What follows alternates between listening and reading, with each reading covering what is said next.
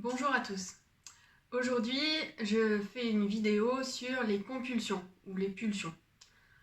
Des pulsions, il y en a de différentes formes. Ça peut être sur la nourriture, ça peut être sur des jeux vidéo, ça peut être sur le sport, ça peut être même des comportements ou des actions qu'on fait en fait sans pouvoir se contrôler. C'est ça qu'on appelle les pulsions.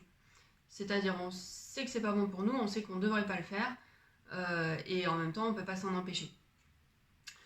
En général, ce qui est largement admis à propos des pulsions, c'est que ça représente un manque, ou ça met en évidence un manque qu'on a à l'intérieur de soi et qu'on vient combler, par exemple en mangeant.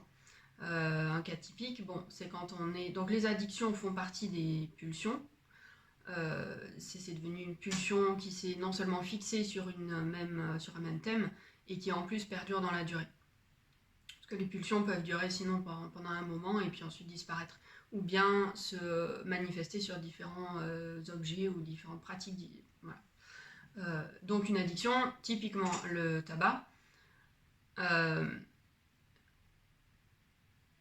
La pulsion vient systématiquement sur la cigarette. Quand quelqu'un arrête de fumer, ça arrive très souvent que cette personne reporte cette pulsion, puisque le problème de fond est toujours présent, reporte cette pulsion sur autre chose. Alors pour certains, ça va être le sport, et ils vont devenir accros au sport. Pour d'autres, ça va être la méditation, ils vont être accros à la méditation ou au yoga. Pour d'autres, ça va être la nourriture, et du coup on prend 15 kilos. Voilà. Mais tout ça pour montrer que y a différentes manifestations d'une même origine des pulsions. Quand je dis une même origine, c'est-à-dire que ce qui compte, c'est pas le symptôme, c'est-à-dire la façon dans laquelle ça s'exprime, mais ce qui est à la racine, ce qui est à l'origine de ça, et donc ça c'est une forme d'anxiété ou une forme d'angoisse, de tension qui est à l'origine. En général, on dit que les pulsions ou les compulsions viennent combler un vide qu'on a à l'intérieur de soi ou un manque. Parfois, on dit aussi qu'on a la peur du manque. Enfin, il y a beaucoup de choses qui sont dites et beaucoup de vocabulaire, beaucoup de théories là-dessus. Moi, je vous propose simplement de laisser ça de côté pour aujourd'hui et de s'intéresser plutôt à quel moment est-ce que se déclenche votre pulsion, si vous en avez un. À quel moment est-ce que ça se déclenche? C'est-à-dire dans quelle situation ou vraiment à quel moment de la journée. Et c'est ça qui va nous donner un indice sur son origine ou sur sa nature. Par exemple, il y a des gens qui vont avoir des pulsions la nuit. Ça peut être la nuit, se lever pour aller manger quelque chose. Alors ça peut être par exemple, on se réveille et on ne se rendort pas si on n'a pas mangé quelque chose. Donc du coup, l'habitude de manger quelque chose la nuit va se mettre en place. Donc là, on voit, c'est la nuit et c'est pour se rendormir. Pourquoi on se réveille et qu'on reste réveillé et qu'on n'arrive pas à s'endormir, c'est parce qu'il y a une angoisse. Donc là, on peut se demander, par exemple, qu'est-ce qui s'est passé dans ma vie la nuit? Est-ce qu'à un moment, il s'est passé quelque chose où j'ai eu très peur? Peut-être on s'en rend pas compte sur le moment, mais quelque chose qui a créé une angoisse et en fait qui se ravive souvent la nuit. Premier exemple. Un autre exemple, c'est quand on est, par exemple, quand on habite seul. Parfois on voit des gens, etc. Et puis après les amis partent. Et quand ils partent, on a tendance à aller manger un petit truc sucré.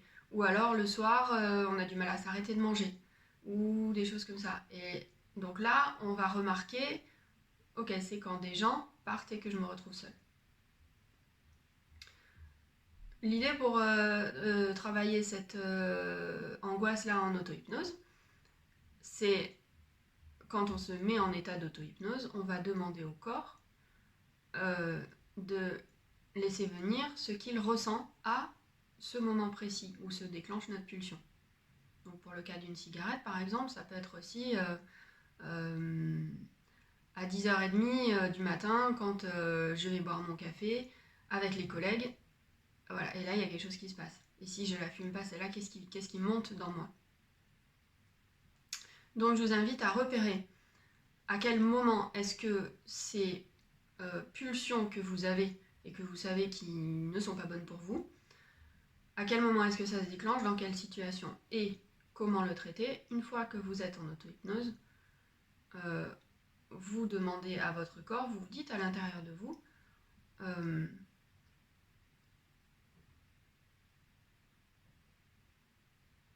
mon corps laisse venir ce qu'il ressent dans cette situation.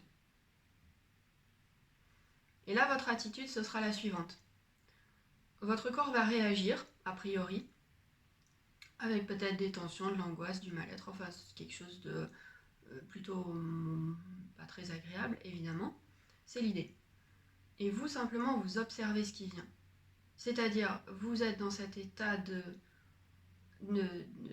à la fois vous êtes présent, à la fois vous êtes détaché, avec du recul, par rapport à ce que votre corps est en train d'exprimer ou de ressentir. Ce qu'il exprime ou ce qu'il ressent, vous l'observez, vous l'acceptez comme ça vient, vous prenez tout, vraiment vous l'englobez en fait, tout ça. Éventuellement, vous pouvez le refaire 2-3 fois, s'il y a toujours des réactions qui se manifestent. Et à chaque fois que ces tensions sont venues ou se sont manifestées, ensuite, vous, de là où vous êtes, de votre point d'observateur, vous donnez à votre corps, vous lui envoyez de la bienveillance, de la douceur, du calme, de la sécurité. Et ensuite, à nouveau, vous demandez à votre corps de le refaire, de laisser venir à nouveau, s'il y a la tension, en tout cas, de laisser venir ce qu'il ressent dans cette situation. Et ensuite, à nouveau, de là où vous êtes, vous envoyez cette bienveillance et cette qui enveloppe et qui contient et qui nourrit tout le corps. C'est important de distinguer ces deux étapes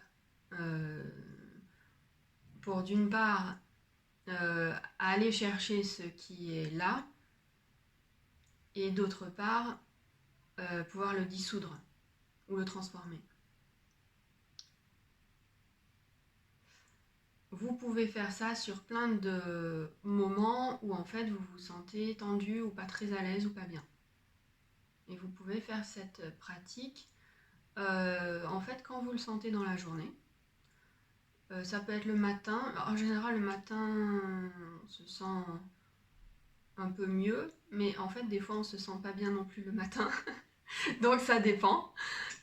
Vous pouvez le faire le matin, à midi, mais enfin, n'importe quand. L'idéal, c'est quand vous le sentez. Vraiment, il faut le sentir parce que ce qui compte le plus dans tout ça, c'est la sincérité qu'on y met. C'est-à-dire que vous y soyez complètement présent à ce que vous êtes en train de faire. Vous avez vraiment envie de faire face à cette angoisse, vous avez vraiment envie de l'accueillir, d'aller la voir, d'aller la chercher et de la laisser venir. Voilà, il faut être dans cet état d'esprit.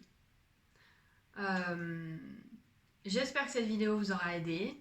Je vous souhaite une bonne pratique. Si vous avez des questions, vous pouvez laisser des commentaires à cette vidéo ou me contacter. Et puis, je vous dis à bientôt.